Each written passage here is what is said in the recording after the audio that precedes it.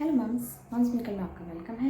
Actually थोड़ा सा मेरा ऐसा ही चल रहा था, थोड़ी सी मेरी तबीयत ठीक नहीं थी, जिसकी वजह से मैं कोई भी वीडियो नहीं बना पाई हूँ, कुछ भी नहीं शेयर कर पाई आपसे। तो अब मैं थोड़ी वेल हूँ, अच्छी हूँ, तो मैं आपके सामने एक वीडियो शेयर करना चाहती हूँ। मैं आपको ये बताना चाहती हूँ कि कैसे आप डिफ़िकल्टी स्टेज बच्चों की कौन कौन सी होती है और आप कैसे उसके लिए प्रिपेयर हो सकते हैं, कैसे उसे हैंडल करने के लिए प्रिपेयर हो सकते हैं अपने आप को। अगर आपको स्टेजेस पहले से पता होंगी तो आप उसके लिए अपने आप को पहले से ही हैंडल कर सकते हैं। मेरे टॉपिक का नाम है मोस्ट डिफ़िकल्ट पेरेंटिंग स्टेज। क्या आप इसके लिए तैयार हैं? पेरेंट बनने के बाद आपको रियलाइज़ होता है कि ये जो पेरेंट बनने का फेज़ है ये बहुत ही प्यारा फेज़ होता है, ये बहुत ही ब्यूटीफुल सी जर्नी होती है। कभी कभी ये हार्ड होती है, कभी कभी ये सिंपल होती है। मतलब कभी कभी ये लगता है कि हमें बहुत सिंपल है पेरेंट बनना और पेरेंटिंग को हैंडल करना, लेकिन कभी कभी ये बहुत ही हार्ड होता है। कभी कभी हम बहुत ही ज़्यादा हम गिव अप कर देते हैं कि नहीं नहीं हम नहीं कर सकते या हम नहीं हैंडल कर सकते बच्चों को। बट ऐसा नहीं है, पेरेंटिंग बहुत ब्यूटीफुल जर्नी है, इसे सभी पेरेंट्स को चलते हैं।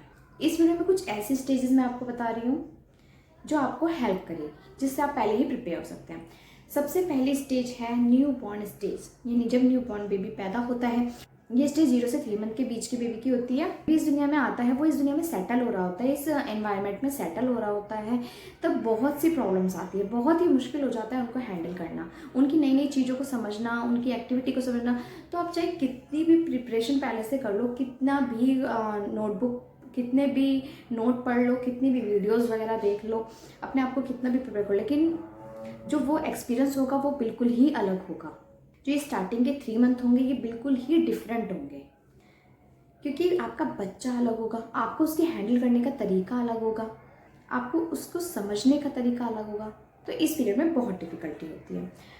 क्या होता है, मॉम्स उन्होंने अपनी न्यूबॉर्न बेबी को जन्म दिया होता है, तो उस टाइम पे उनको उनकी बॉडी इतनी प्रिपेयर नहीं होती है, बॉडी में थकान होती है, बच्चे को सुलाने के चक्कर में मैम की रात की नींद भी उड़ जाती है। और जो कि पहली बार ऐसा हुआ होता है, ब्रेस्ट फीड कराना, वो सबसे बड़ी डिफ़िकल्टी है मॉम के लिए। हार्मोनल चेंजेस उनमें बहुत से हो रहे होते हैं, तो इन सबको हैंडल करना बहुत ही मुश्किल होता है, लेकिन धीरे धीरे ये सब अपने आप ठीक हो जाता है। सेकेंड स्टेज है हमारी 6 से 12 मंथ की बेबी की। कुछ बच्चों के साथ ये 6 से 12 मंथ में होता है, कुछ बच्चों के साथ ये लेट भी होता है। इसका सबसे बड़ा रीज़न ये होता है कि जब मदर्स अब 0 से 6 मंथ मदर ने बच्चे को ब्रेस्ट फीड कराया और सडन 6 मंथ बाद उनको अब अपने वर्क पे भी जाना है, उनको घर के काम भी करने हैं, तो वो उन्हें बॉटल फीड मतलब फॉर्मूला मिल्क वगैरह देने लगते हैं, बॉटल से दूध पिलाता है, कटोरी चम्मच जिससे भी पिलाता है, इन सब चीज़ों से दूध पिलाने लगते हैं। तो अब मॉम अगर जहाँ 24 घंटे मॉम बच्चों के साथ रह रही थी, अब थोड़ा सा उनमें गैप आ रहा है, तो बच्चों को ऐसा लगता है, वो अकेला फील करता है। बच्चा को ऐसा लगता है कि मेरी मम्मा मुझसे दूर हो रही है। बोलता तो नहीं है बच्चा, लेकिन उसे बहुत अकेला अकेला फील होता है। तो इस केस में फिर जब उसे अकेला फील होता है तो वो चिड़चिड़ाता है, रोने लगता है। तो इस केस में भी बहुत सी प्रॉब्लम आती हैं, बच्चों को हैंडल करना बहुत मुश्किल होता है, क्योंकि इस टाइम पे बच्चे बढ़ रहे होते हैं, उनकी ग्रोथ हो रही होती है, उनमें चेंजेस आ रहे होते हैं, टीथिंग हो रही होती है फर्स्ट टाइम उनकी। ये था जब 6 से 12 मंथ के बच्चे के साथ ये होता है। और जो मैंने बताया कि कुछ बच्चों को ये लेट होता है, वो जो बच्चे प्ले स्कूल जाते हैं उनके साथ ऐसा होता है। जब बच्चों को ये लगता है कि अब तक तो मैं घर में था, अब तक मेरी मम्मा मेरे साथ थी, अब मैं बिल्कुल अलग हो जाऊंगा, मेरी मम्मा मुझे छोड़ के चली गई है। मतलब जब स्कूल से आप छोड़ के जाते हो तो उसे लगता है मेरी मम्मा मुझे छोड़ के चली गई है, मतलब दोनों का इंटरेक्शन दूर हो गया है। तो उस टाइम पर भी बच्चों को हैंडल करना मुश्किल हो जाता है। थर्ड हमारी स्टेज आती है जब बच्चा 2 साल से ऊपर का होता है। जब बच्चे 2 साल से ऊपर के होते हैं तो ये आपको देखने को ज़्यादा मिलता है। इस स्टेज में बच्चे सोचते हैं वो बड़े हो रहे होते हैं, सब कुछ उन्हें अपने आप आता है, उन्हें खाना भी आता है, वो अपने आप सारे काम कर रहे हैं, तो उन्हें लगता है कि हम सब कुछ कर सकते हैं। ये वो स्टेज है जहाँ बच्चे सब कुछ अपने आप करना चाहते हैं। बच्चों को लगता है कि इतनी बार आप मना कर रहे हो, क्यों कर रहे हो, वो तो सब कुछ कर सकते हैं, वो तो सब कुछ कर लेते हैं, तो आप उन्हें मना क्यों कर रहे हो। जो होते हैं वो इसी टाइम में देखने को मिलते हैं। टेम्पर टैट्रम भी इसी स्टेज में आता है। इस टाइम इनकी बॉडी में काफ़ी चेंजेस हो रहे होते हैं, specially emotionally and socially development हो रही होती है बच्चों की। तो कई बार वो एक्सप्रेस करते हैं अपनी फीलिंग को, कई बार वो नहीं कर पाते हैं बच्चे, जो कि पेरेंट्स और बच्चों दोनों के लिए बहुत ही कॉम्प्लिकेटेड होता है। फोर्थ हमारा आता है मिडिल स्कूल स्टेज, जो कि 12 से 14 ईयर के बेबी के बीच बच्चों के बीच होती है। ये इस एज में होता है। इस एज का सबसे बड़ा रीज़न होता है बच्चों की बॉडी में चेंजेस। इस टाइम पे बहुत चेंजेस देखने को मिलते हैं। कई बार बच्चे एक्सप्रेस करते हैं अपने चेंजेस को, कई बार नहीं करते हैं। इस टाइम पे ये समझना कि बच्चों के माइंड में क्या चल रहा है, क्या नहीं चल रहा है, बच्चा क्या चाहता है, बहुत ही मुश्किल होता है। इस टाइम पे सडन उनकी पसंद चेंज हो जाती है। जो कल तक जिन्हें पेरेंट्स चाहिए होते थे, आज उन्हें फ्रेंड्स चाहिए होते हैं। उनकी एक्टिविटी में काफ़ी चेंजेस होते हैं। इस टाइम पे एंजाइटी भी बच्चों में बहुत देखने को मिलती है। मूड स्विंग देखते हैं, बच्चों का मूड स्विंग होता रहता है। बच्चों का कभी कभी बच्चों को भी नहीं समझ आता बच्चों के साथ क्या हो रहा है, क्यों हो रहा है, क्या जो मेरे साथ हो रहा है वो मेरे फ्रेंड्स के साथ हो रहा है, जो चेंजेस मेरी बॉडी में हो रहे हैं क्या मेरे फ्रेंड्स की बॉडी में भी हो रहे हैं।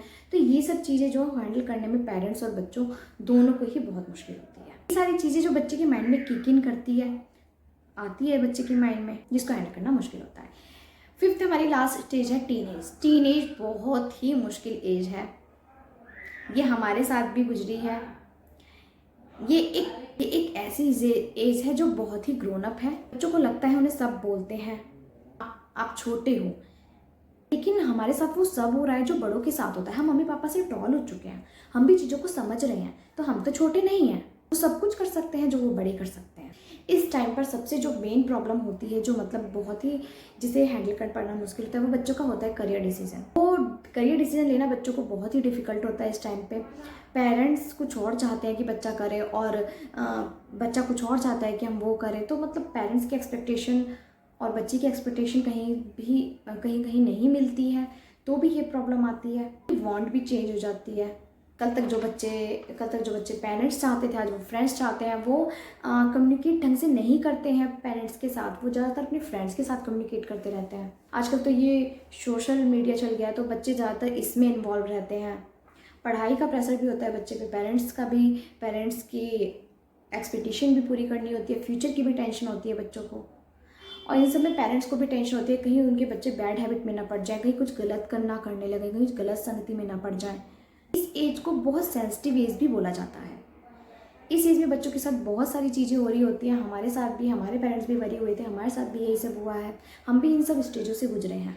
तो किसी स्टेज में आपका तरीका काम कर जाता है, किसी स्टेज में आपका तरीका काम नहीं करता है, तो लेकिन आप कोशिश करते रहिए, अपने तरीके अपनाते रहिए। मुझे लगा मुझे आपके साथ ये स्टेजेस शेयर करनी चाहिए, क्योंकि बहुत डिफ़िकल्टी होती है हमें जब हमारे साथ कुछ नया होता है, तो बहुत डिफ़िकल्टी होती है। इसलिए इसकी आपको ये स्टेज जाननी ज़रूरी है, जिन्हें आप अच्छे से समझ सकें और अपने बच्चों के साथ अच्छे से इंटरेक्शन बनाए रखें और अपने बच्चों को समझ सकें। अपना कनेक्शन बच्चों से बनाए रखिए, बच्चों को समझिए, उन्हें सिखाइए कि वो अपनी फीलिंग्स को एक्सप्रेस करें, उनकी फीलिंग्स को भी समझिए। Okay, thank you.